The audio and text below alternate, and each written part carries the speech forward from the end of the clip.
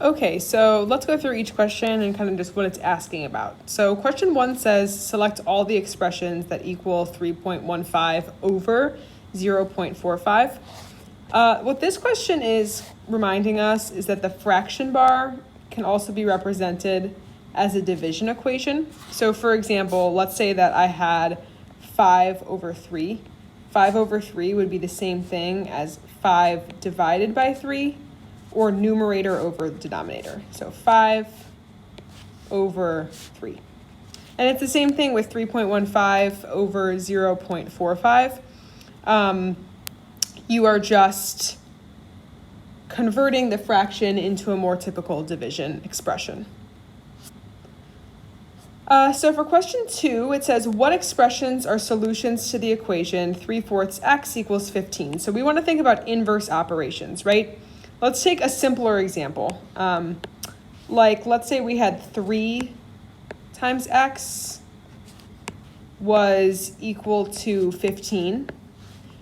We know that the expression 15 divided by 3 would be equal to the solution of the equation 3x equals 15. In other words, 15 divided by 3 would tell us what the mystery number is,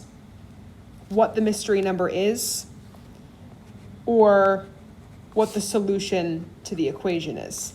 When we're working with fractions, it's the same exact thing. Like if I had 1/2 times z is equal to 52.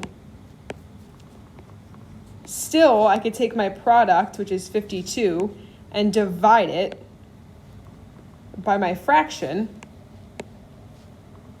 1/2, and that would tell me what the solution to the equation was, or in other words, what number I can replace z with.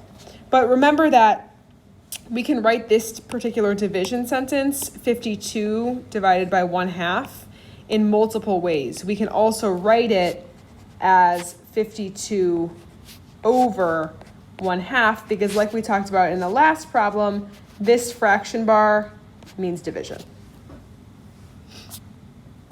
Question 3 says, solve the equation. This is just asking you 4 multiplied by what number equals 32. Whatever that mystery number is what A is. Question 4, same thing, solve the equation. 32 times A equals 4.